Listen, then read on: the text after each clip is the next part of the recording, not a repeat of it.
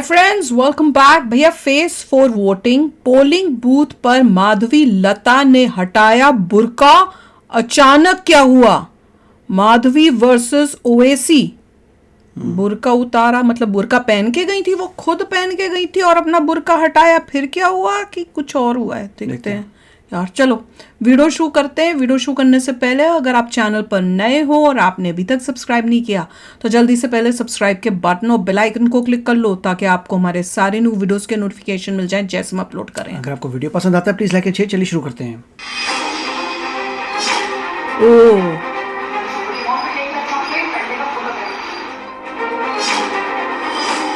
देश में लोकसभा चुनावों के लिए चौथे चरण की वोटिंग चल रही है।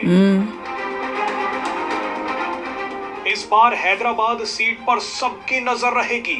आमतौर पर यहां से असदुद्दीन ओवैसी की जीत निश्चित मान ली जाती है, लेकिन इस बार बीजेपी की प्रत्याशी माधवी लता उन्हें जबरदस्त टक्कर दे रही हैं।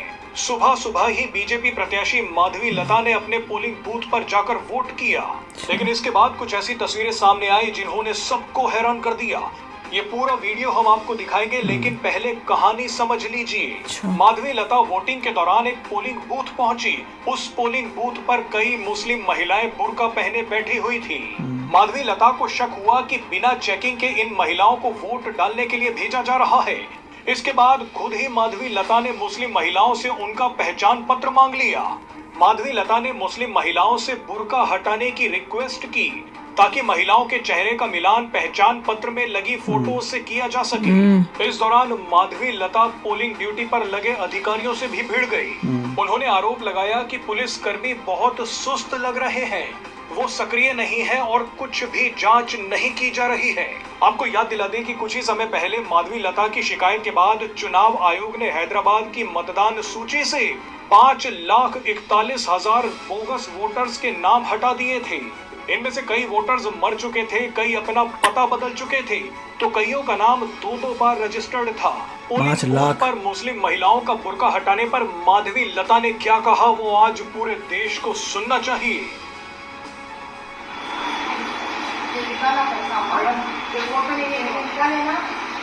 लोग ना कुछ ज्यादा ही होशियार कर रहे हैं। 500 मीटर के दूर पे बिना कोई सिंबल के हमारे एजेंट्स बैठकर छोटा सा स्लिप्स दे रहे थे। 500 मीटर पोलिंग बूथ से दूर वो ना बोल के ज्यादती करके लेके आए हैं। यहाँ का पुलिस का जुल्म है हमारे ऊपर। समझ नहीं है क्या हुआ है। भैया मैं कैंडिडेट हूँ और as per law candidate has a right to check the identity card with the face without the face mask. I am not a male, I am a female, and with lot of humbleness I only requested them, can I please see and verify with the ID card? And if somebody wants to make a big issue out of it, that means that he's scared of it. मुझे समझ नहीं आया कि जब उतरवाया बुर्का उतरवा के match किया तो क्या गपला दिखा कि नहीं दिखा, वो मुझे नहीं समझ में आया। पर ये दिख रहा है कि जो पुलिस है वो सुस्त है, वो चेकिंग नहीं कर रही है। बुर्का पहना हुआ है तो भी तुमको आइडेंटिफाई तो करना होगा ना कि जिसका कार्ड है और उसकी शक्ल जो आ रहा है बंदा, दोनों की शक्ल तो मैच कर रही है। इसलिए तुम्हें लेडी ऑफिसर्स अगर बिठाई हुई हैं या चेकिंग के लिए लेडीज बिठाए, एक एक को चेक करके फिर अंदर घुसवाओ ना वोट कराने के लिए। जस्ट बिकॉज किसी ने बुर्का पहना हुआ है इसका मतलब ये थोड़ी कि तुम बिना चेकिंग के उसको अंदर भेज दोगे। तो मुझे लग रहा है ये सब गफले हो रहे हैं, कोई चेकिंग नहीं हो रही है। यही तो फायदा उठाया जाता है बुर्के में घुस के। फिर कोई, मैं तो सोच रही थी शायद आदमी निकलेगा, मुझे ये लगा कि बुर्का हटाएंगे और आदमी आया उसके अंदर होगा।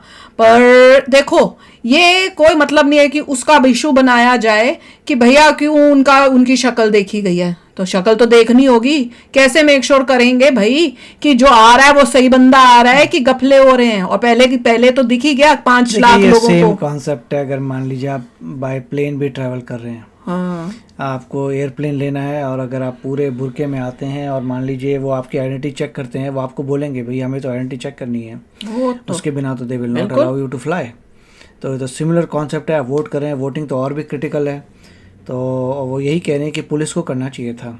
हद ही हो गई। वहाँ पे एक लेडी की पुलिस बैठी हुई थी वहाँ पे, उसकी जॉब थी टू मेक श्योर कि आइडेंटिटी कार्ड जो है मैच कर रहा हो फेस से, मगर ऐसा लग रहा है कि उसने किया नहीं था और इनको ही नज़र आ गया कि उसने नहीं किया। उनके हो सकता है वो घूम रहे होंगे, दिखा होगा कि पहले कोई नहीं बैठा, अभी बैठे हैं और पुलिस वाली लड़की यहीं बैठी है, तो उनको लगा, पता चल गया होगा इसने कुछ नहीं किया। मैं पता है क्या देख रही थी, जो बुरके में बैठी हुई थी बीच वाली, जब ये वीडियो दिखा रहे थे मैं देख रही थी कि जैसे उसने देखा था कि माधवी लता यहाँ आई हुई है या कुछ, वो बंदी थोड़ा घबराई है और उसका ना उसने ऐसे मतलब बुरके के बाद भी ना इस तरह से उसका पोस्चर बन गया था जैसे कि इसमें कुछ गड़बड़ है, कि शक लगने लग गया था कि ये अनकंफर्टेबल हो गई है, उस टाइप से मैं वो देख रही थी। तो मुझे ये पता करना है कि क्या कोई गलत लोगों को ये भेजने, कुछ बोल तो रही थी कि 2-5 माइल दूर कुछ हो रहा है, मुझे कोई पर्चियां दे रहे हैं, पर्चियों में पता नहीं क्या लिख के दे रहे हैं, आई डोंट नो। हाँ मुझे भी समझ नहीं आया, कुछ घपलेबाजी चल रही है, कुछ घपले के बाद लग रहे इंटेंस हैं। होगा।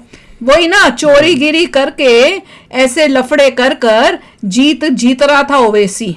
अब इस बारी जो है थोड़ा ये जो है ये मेक श्योर कर रही है, तो कह रहे हैं कि 5 लाख तो फेक पूरे नाम लिखे हुए थे, जिनको हटवाया गया है पहले। मतलब जो भी ऑपोजिशन है वो 5 लाख फेक लोग लेके आती थी। हाँ, जो लोग कईयों की voting। मृत्यु हो चुकी है, कई लोग वहां रहते भी नहीं है, जा मगर कईयों के डबल नाम लिखे हुए हैं। तो 5 लाख बंदा ऐसा है जो उन्होंने फेक बना के भेजना है, जाओ दूसरी जगहों से ला के वहां वोट, रोहिंग्या को कर देते हो, मतलब जो वहां वोट मत करना, वोट इधर ही करना, इधर आके मेरे एरिया में एज दिस पर्सन वोट करो, ये सब चल रहा था। मुझे तो लगता है रोहिंग्या जो इलीगली ला के रखते हैं ना, उनको अब ये जो लोग फेक वोटिंग के लिए रखे हुए हैं, जो नाम रखे हुए हैं, उनके नाम से इनको भेज दे तो वही है ना, वोट कर दो। तभी तो कह रहे हैं कि आइडेंटिटी चेक ही नहीं कर रहे, नाम क्यों नहीं बोलेगा कर रहे? हाँ भी नाम है, चलो ये क्या बात हुई, तुम निकालो नौकरी से, ऐसे लोगों को नौकरी से निकालो। तो वही सेटअप ऐसा बना रखा है कि जो रूलिंग गवर्नमेंट थी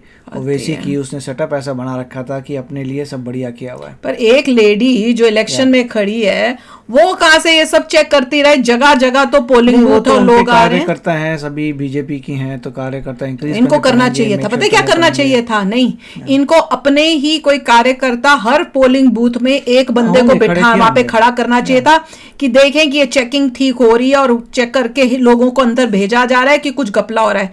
एक बूथ पे एटलीस्ट एक इनका बंदा होना चाहिए था देखने के लिए, और जहां घपला हो रहा है वहीं पे लाइव मेरे ख्याल से ऑब्जर्विंग के अलाउ करते हैं, ऑब्जर्विंग के लिए कि पॉलिटिकल पार्टी जो अपने बंदे भेज सकती हैं to observe. I hope so, अगर नहीं है तो ऐसा होना चाहिए कि जो क्रिटिकल पार्टीज़ हैं वो भेज सकती हैं बंदे जो एक जगह पे ऑब्जर्वेशन में ऑब्जर्व करते रहें कि सब ठीक ठाक हो रहा है कि नहीं हो रहा, उससे और सही हो जाएगा, क्योंकि जो भी पार्टीज़ हैं उनके सामने ऑब्जर्विंग चल रही है, इनको ये जबकि इलेक्शन कमीशन अपने भी ऑब्जर्वर भेजती है, बट ये जहाँ पे हीटेड हो रहे हैं वहाँ पे देखते हैं क्या होता है इस बार होपफुली मेरे ख्याल से गैप कम हो जाएगा। मुझे पता नहीं जीतेंगे नहीं जीतेंगे, क्योंकि लोग कहते हैं कि वो तो उनका खानदान जो है सदियों से ये सब करके बैठा है, अपना पावर लेके बैठा है सदियों से, उनका खानदान जुगाड़ लगाया हुआ है, तो इतना आसान तो नहीं होगा, मगर इतना है कि धीरे धीरे क्लोज आके फिर बीट होंगे। अब देखते हैं इस बार क्या होता है, देखते हैं इस बार टेस्ट होगा जनता का कि ये जनता है कैसी, कि ये सिर्फ अपने रिलीजन के हिसाब से वोट करती है कि वाकई देश के साथ खड़ी होती है।